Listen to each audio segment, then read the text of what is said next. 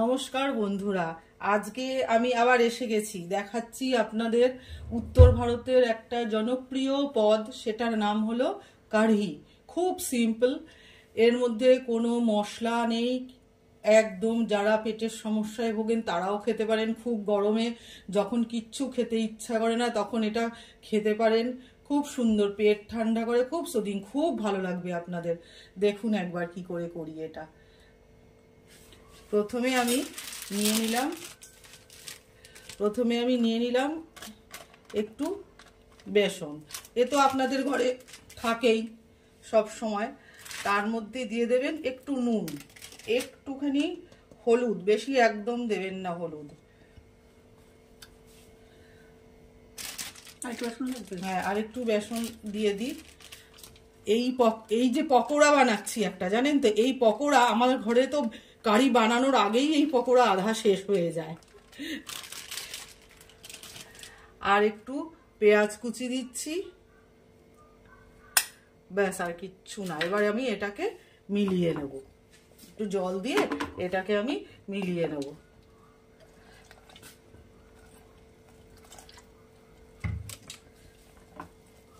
দেখুন, এটা একদম এরকম করে একটু ভালো করে মিলিয়ে নেবেন, না হলে পকোড়াটা ফুলবে না। একটু কিছুক্ষণ ধরে, মিনিট 5 একটু হাত নাড়িয়ে একটুখানি এরকম করে, বা আপনাদের কাছে যদি ওইগুলো থাকে যেগুলো দিয়ে দইয়ের আমরা রায়তা টায়তা বানাই, হ্যাঁ, ওইটা আমি হাতের সামনে এখন পেলাম না, সেই জন্য আমি এটা দিয়েই এখন আপনাদের করে দেখাচ্ছি। এই হয়ে গেছে। এবার আমি তেলটা গরম করব। দেখুন কি আছে। আজকে দু রকম বানাবি, সেটা বল। দুই রকম বানাতে পারিস? দু রকম ফোড়ন দিয়ে দুই রকম, দুটো স্বাদের হবে। যেটা ইচ্ছা খাবেন, যখন যেটা ইচ্ছা হবে খাবেন, যেটা যখন ইচ্ছা তখন। হ্যাঁ, আপনাদের চয়েস। দুটোই খেয়ে দেখবেন, দুটোই ভীষণ ভালো লাগে। ঠিক আছে, রোজ রোজ ডাল বানানোর দরকার নেই। কি রোজ রোজ ডাল বানাবেন? এটা খেয়ে দেখুন একবার। দিদি আগামীকাল চলে যাচ্ছে, সুতরাং এটাই মনে হয় শেষ রান্না, মানে আমার এখানে ভিডিও করা। না, আমি যদি পারি আমি উত্তর ভারত, দিল্লির আরো অনেক রেসিপি আমি আপনাদের দেখাবো। ভীষণ ভালো লাগে। সবসময় নিজেদের রান্না তো খেতে সবসময় ভালো লাগে, কিন্তু অন্যান্যদের ওদের রান্নাগুলো ভালোই, বেশ ভালো লাগে। আসলে আমার মা খুব শরীর খারাপ, মাকে দেখতেই এসছে কয়েকদিনের জন্য, বেশি দিনের জন্য আসেনি। তার মধ্যেই দুটো ভিডিও জোর করে করিয়ে নিলাম আর কি, বুঝলেন তো। আমারও তো দিকটা একটু দেখতে হবে বোনকে। ঠিক আছে, ফিরে আসছি পরের স্টেপে। গ্যাসে কড়াই বসিয়ে দিয়ে দিচ্ছি রিফাইন্ড অয়েল বা সাদা তেল। কতটা পরিমাণ দেবো দেখ, একটু বেশি লাগবে তো। হ্যাঁ, পকোড়া ভাজার জন্য যেইটুকু লাগে ততটা দেখ, তবু তুই দেখে বলবি। ব্যাস ব্যাস, ঠিক আছে ঠিক আছে। হ্যাঁ, তেলটা একটু আঁচটা বাড়িয়ে দিলাম, তেলটা গরম হোক, তারপরে আঁচটা কমিয়ে দিতে হবে, না হলে পকোড়ার উপরটা একদম কালো হয়ে যাবে, ভিতরটা কাঁচা থাকবে, খেতে ভালো লাগে না। তেলটা গরম করে ফিরে আসছি। তেল গরম হয়ে গেছে, এবারে দিয়ে দিচ্ছে বড়াগুলো। আঁচটা একটু কম করে দে। আঁচ কমিয়ে দিলাম। হ্যাঁ,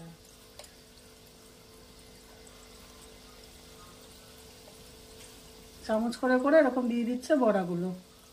এগুলো যে শেপে গোল গোল আসতে হবে এমন কোনো মানে নেই। শেপ একটু এদিক ওদিক হলে কোনো ব্যাপার হবে না, কি তাই তো? ঠিক বলছি তো? হ্যাঁ, ঘরের রান্না। তোর হাতে পাবদা মাছের অবদানগুলো ফুটে ফুটে উঠছে ক্যামেরাতে।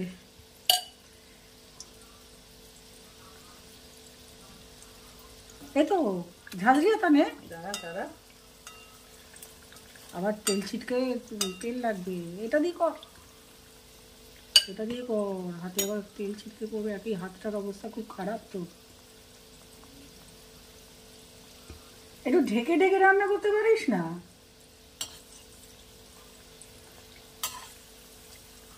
অবশ্য আমি বা কি বলছি, তাড়াহুড়োর মাঝে অত ঢেকে ঢেকে রান্না করা সম্ভব হয়ে ওঠে না সবসময়।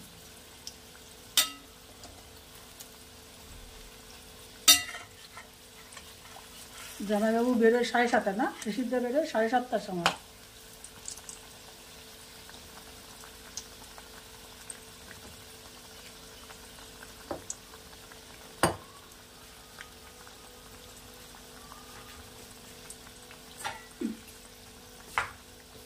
এটা কি কড়া ভাজবো না এরকমই? না না, যেমন পকোড়া হয় সেই রকমই। না না, হালকা ভাজলে একদম ভালো লাগবে না, মানে একটু গলে যাবে। হ্যাঁ, গলে যাবে। আচ্ছা আচ্ছা।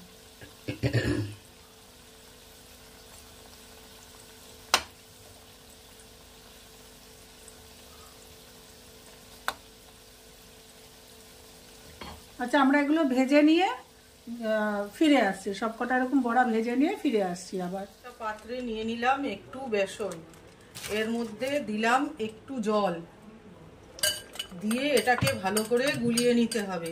এর মধ্যে দিয়ে দিচ্ছি একটু নুন, এটাকে ভালো করে গুলিয়ে নিতে হবে যেন কোনো এর মধ্যে লাম্প না থাকে। ভালো করে এটাকে গুলিয়ে নিতে হবে, এর মধ্যে যেন একটুও লাম্প না থাকে। একটু লাম্প থাকলে খেতে খারাপ লাগবে।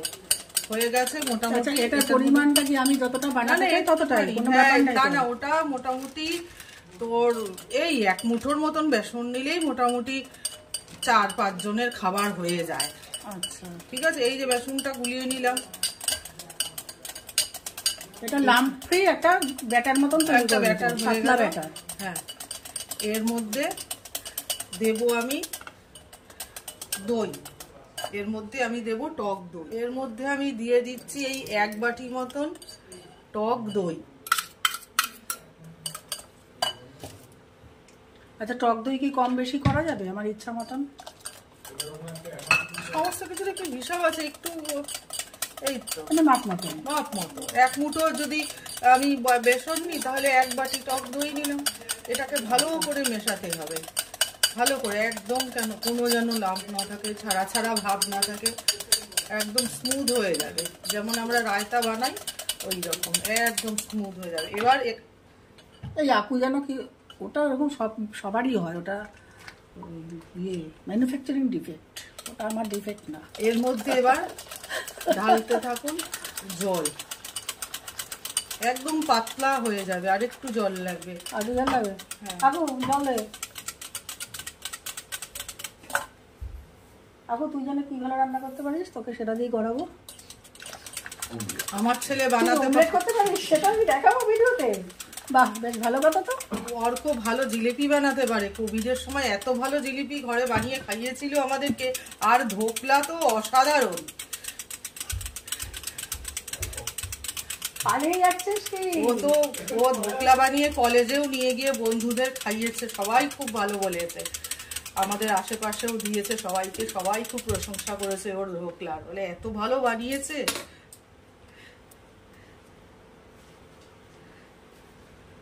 একটু হলুদ দিয়ে দিই,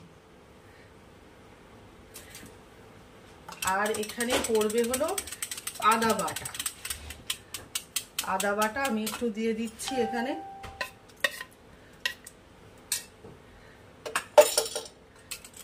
নুন দিয়ে দিচ্ছি, নুনটা পরেও আবার দিতে হবে, একটু টেস্ট বুঝে পরে আবার নুন হলুদ আবার দিতে হবে। এটা একটা টেম্পোরারি বানানো হলো।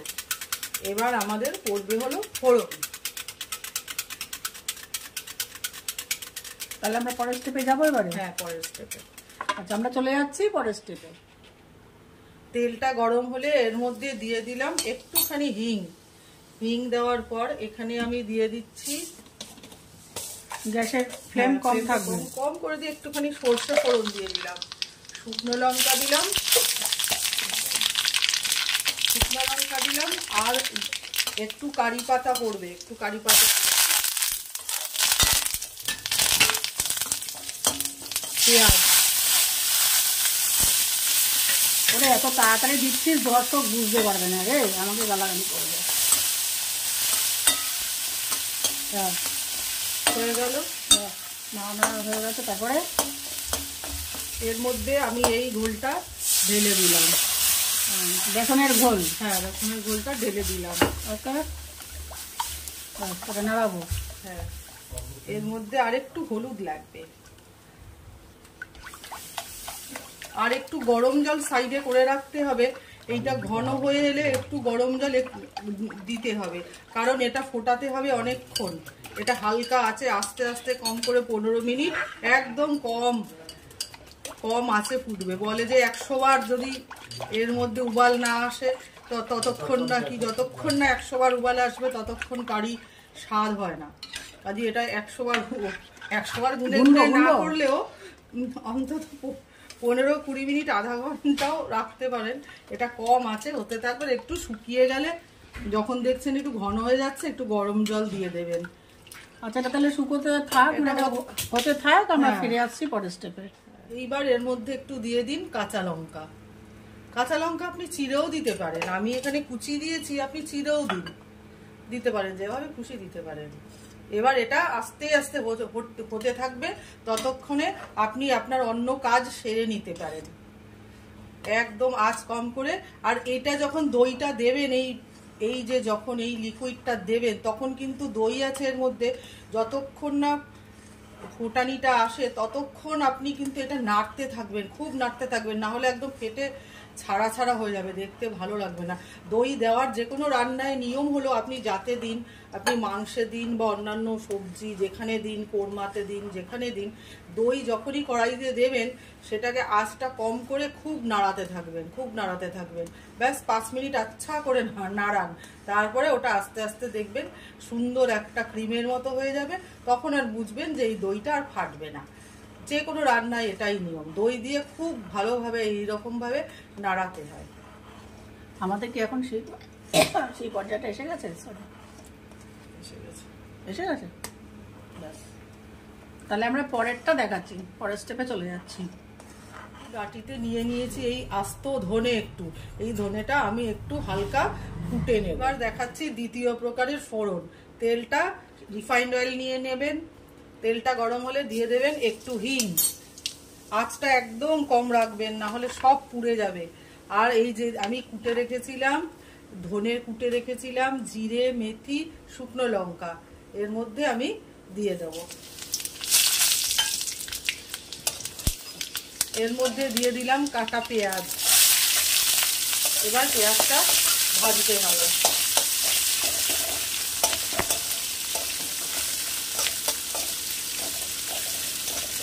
পেঁয়াজটা একটু লাল করে ভাজতে হবে।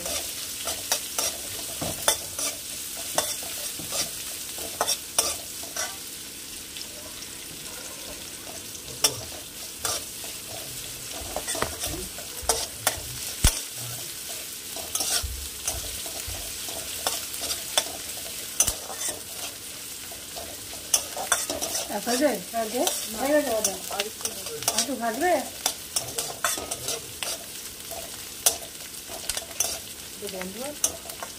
না না ওটা পাশে জাল হচ্ছে। কারিটা দেখো তো ঘন হয়ে গেলে আর একটু গরম জল দিয়ে দাও,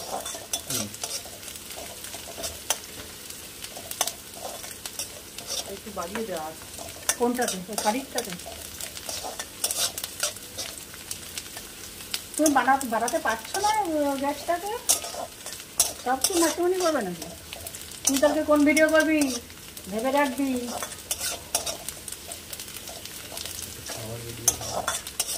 না না না না, খাওয়ার ভিডিও তুলে নিও, মানে ও খাবে আমি তা তুলে নেবো। হয়ে গেছে, পেঁয়াজটা ভাজা হয়ে গেছে। এর মধ্যে আমি দিয়ে দেব যে আমি ঘোলটা বানিয়ে রেখেছিলাম, সেই ঘোলটা।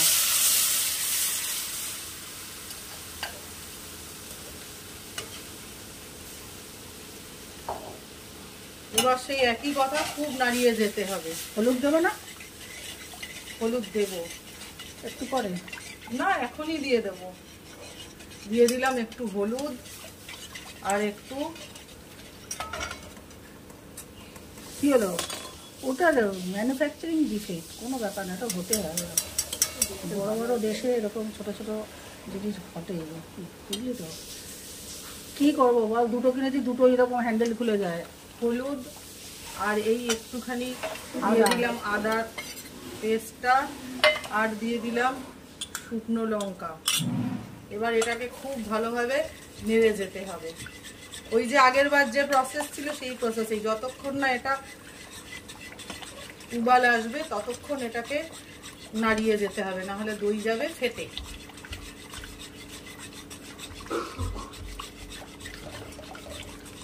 দুটোই জালি কিনেছে, দুটোরই এরকম হ্যান্ডেল খুলে যায়।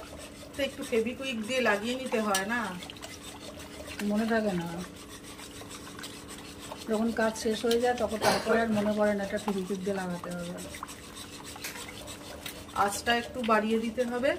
হ্যাঁ ঠিক আছে, বাড়ানোই আছে। এবার এই কন্টিনিউয়াসলি নেড়ে যেতে হবে।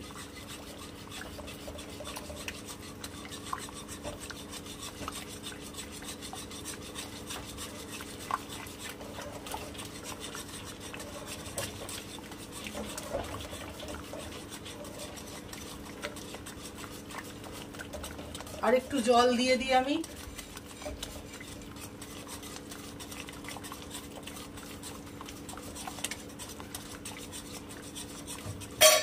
জলটা আমি এপাশ দিয়ে দিলাম। হ্যাঁ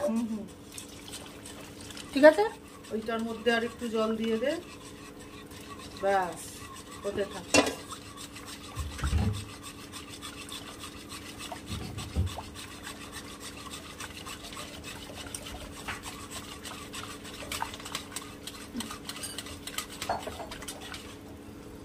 হয়ে গেছে, এটা আর নাড়ানোর দরকার নেই।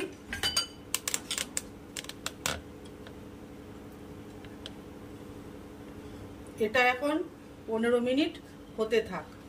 কম আছে না বেশি আছে? কম আছে, মিডিয়াম আছে, মিডিয়াম আছে। কম আছে করলে অনেক সময় লাগবে, তখন আর ইচ্ছা করবে না যে করে খাই সেটা। আচ্ছা তাহলে এটা কম আছে হতে থাক, তারপরে আমরা ফিরে আসছি আবার। আচ্ছা প্রায় আধা ঘন্টা হয়ে গেছে। এটাকে আমি কম আছে ফুটিয়ে নিয়েছি। বেশি একদম তরলও থাকবে না, আবার একদম ঘন হবে না। এটা ঠান্ডা হলে কিন্তু আরেকটু ঘন হয়ে যাবে। এই পর্যায়ে আমি এখানে দিয়ে দিচ্ছি এই যে পকোড়াগুলো ভেজে রেখেছিলাম, এই পকোড়াগুলো।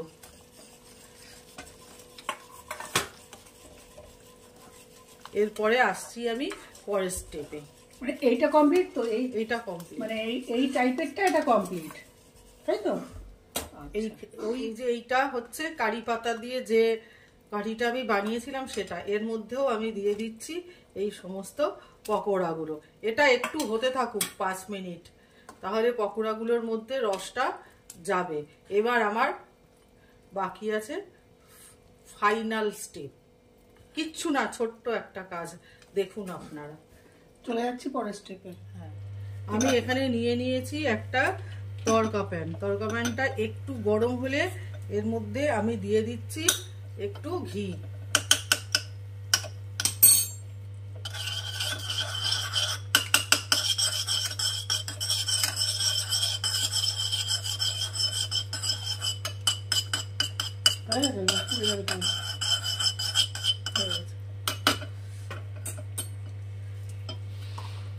ঘিটা গরম হয়ে গেছে, আমি এর মধ্যে দিচ্ছি একটু হিং।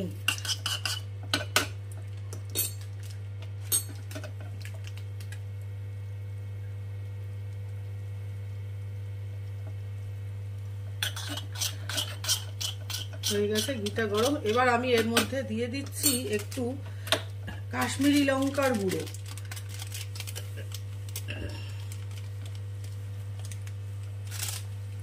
কাশ্মীরি লঙ্কার গুঁড়োটা দিয়ে এটা গ্যাসটা বন্ধ করে দিতে হবে, না হলে লঙ্কার গুঁড়োটা পুড়ে যাবে। এবার এই যে তরকাটা বানালাম এটা আমি দিয়ে দেবো কারিগুলোর মধ্যে।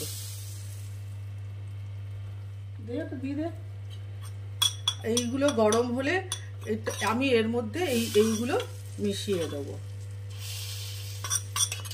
মিশিয়ে এটা একটু নাড়িয়ে দিন, হয়ে যাবে। রংটাও সুন্দর চলে আসবে আর টেস্টটাও ভালো হবে।